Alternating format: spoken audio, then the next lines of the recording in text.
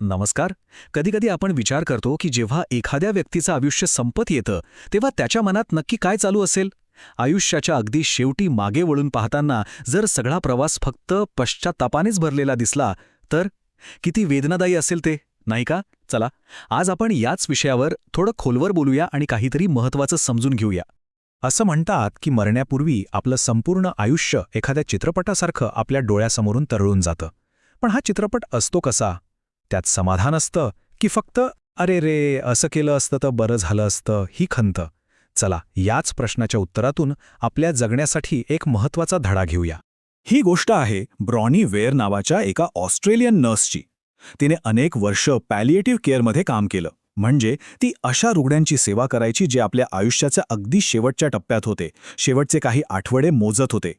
आणि तिथे तिला एक खूप विलक्षण गोष्ट जाणवली. ब्रॉनीच्या असं लक्षात आलं की तिचे रुग्ण वेगवेगळ्या परिस्थितीतून आलेले असले तरी त्यांच्या आयुष्याच्या शेवटच्या क्षणी त्यांच्या मनातली खंत किंवा पश्चाताप आश्चर्यकारकपणे सारखाच होता. आणि याच सगळ्या निरीक्षणांवरून तिने एक पुस्तक लिहिलं, the top 5 regrets of the dying. तर मग कोणते आहेत ते 5 पश्चाताप जे आपल्याला खूप काही शिकवून जातात? चला, एक एक करून पाहूया. आणि यातला पहिला आणि सगळ्यात जास्त कॉमन पश्चाताप होता स्वतःच्या मनाप्रमाणे न जगल्याचा. आयुष्यभर फक्त दुसऱ्यांच्या अपेक्षांचं ओझं वाहिल्याचा. काश इतरांना काय वाटेल याचा विचार करण्याऐवजी मला जे हवं होतं ते आयुष्य जगण्याचं धाडस मी दाखवलं असतं तर. ही खंत जवळजवळ प्रत्येकाच्या मनात होती. स्वतःची स्वप्न आणि लोकांच्या अपेक्षा या लढाईत अनेक जण हरले होते. आणि यामागचं सगळ्यात मोठं कारण काय होतं माहितीये? लोक काय म्हणतील ही एकच भीती. हे करू नको, ते कपडे घालू नको, अमुक एका व्यक्तीशी लग्न करू नको, या सगळ्या विचारांमध्ये खरं जगणंच राहून गेलं. आणि शेवटी हे लक्षात आलं की आपली जी स्वप्न अपुरी राहिली ती आपणच घेतलेल्या निर्णयांचा परिणाम होते. आणि जेव्हा आरोग्य हातातून निसटून गेलं ना, तेव्हा कळलं की अरे, खरं स्वातंत्र्य तर निरोगी असण्यातच होतं. आणि ही जी भावना आहे ना, ती या ओळींमध्ये अगदी अचूक उतरली आहे. आज उद्या म्हणता म्हणता खूप काही करायचं राहून गेलं. आयुष्य निसटलं हातून, मात्र जगायचं राहून गेलं. आता वळूया दुसऱ्या पश्चातापाकडे, जो विशेषतः पुरुष रुग्णांमध्ये खूप जास्त प्रमाणात दिसून आला. तो होता गरजेपेक्षा जास्त काम करत राहिल्याचा आणि त्या कामापायी असे क्षण गमावल्याचा जे पैशाने परत कधीच विकत घेता येत नाहीत. इथे बघा, एका बाजूला आहे करिअरची आणि कामाची ती न संपणारी शर्यत, आणि दुसऱ्या बाजूला काय आहे? मुलांचं बालपण, जोडीदाराचा सहवास, जे या शर्यतीत कुठेतरी मागेच सुटून गेलं. आयुष्यभर कामाच्या मागे धावता धावता हे जे अनमोल क्षण निसटून गेले, त्याची खंत आयुष्यभर मनात राहिली. अगदी तसंच जसं या ओळी सांगतात, स्वप्न सारी एकत्र करून जीवन जगायचं राहून गेलं. चला, आता वळूया तिसऱ्या आणि चौथ्या पश्चातापाकडे. हे दोन्ही आपल्या भावनिक आणि सामाजिक नात्यांशी जोडलेले आहेत. पाहूया तिसरा पश्चाताप. तिसरा पश्चात्ताप हा होता आपल्या भावना व्यक्त न करण्याबद्दलचा. कित्येकांच्या मनात ही खंत होती की काश मला माझ्या भावना मोकळेपणाने व्यक्त करण्याचं धाडस करता आलं असतं तर. फक्त इतरांना वाईट वाटू नये, घरात किंवा नात्यात शांतता राहावी म्हणून अनेक जण आपल्या भावना दाबून टाकतात. आणि याचा परिणाम काय झाला? तर एक प्रकारची कटुता, एक असमाधान, ते आयुष्यभर मनात घेऊन ते जगले. आणि याचा परिणाम फक्त मानसिक नाही तर शारीरिक आरोग्यावरही झाला. बघा, भावना दाबून टाकल्या की काय होतं? मनातल्या मनात तणाव आणि राग वाढत जातो, आणि मग त्यातूनच पुढे जाऊन हृदयविकार, डिप्रेशनसारखे आजार डोकंवर काढतात.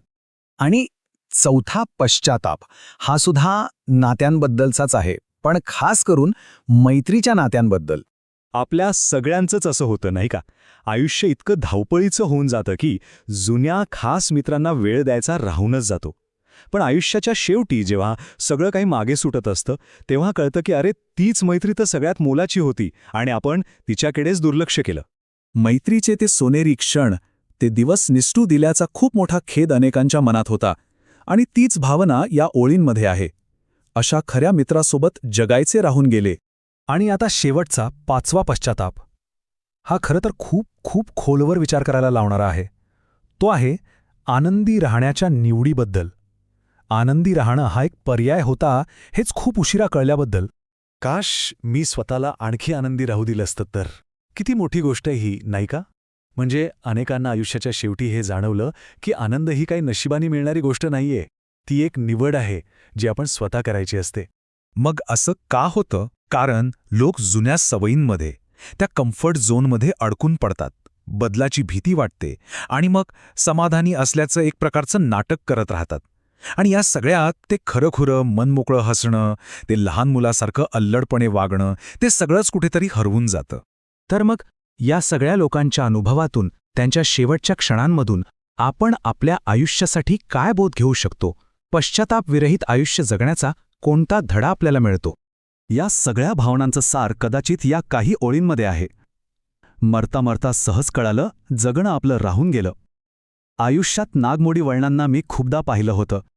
जे क्षण होते निसटले त्यांना पुन्हा जगायचं होतं. शेवटच्या श्वासात डोळ्यांसमोरून जीवन सारं धावून गेलं. मरता मरता सहज कळालं, जगणं आपलं राहून गेलं. जळता जळता परत आठवलं, जगणं आपलं राहून गेलं. म्हणजे शेवटी काय तर आनंद हे काही स्टेशन नाहीये जिथे आपल्याला पोचायचंय. ती एक निवड आहे जी आपल्याला रोज करायची आहे. आयुष्य म्हणजे वस्तूंची यादी नाही, तो एक प्रवास आहे जो अनुभवायचा आहे. कारण शेवटी हातात काय राहतं तर आपण जगलेले क्षण आणि जपलेली नाती. आणि म्हणूनच जाता जाता एक गोष्ट नक्की लक्षात ठेवली पाहिजे की जीवनात काहीही कमवा पण पश्चाताप मात्र कमवू नका. आता विचार करण्यासारखी गोष्ट ही आहे की आयुष्याच्या शेवटी मागे वळून पाहताना आपल्या आठवणीत काय असावं, आपण काय काय मिळवलं हे, की आपण आयुष्य कसं जगलो ते.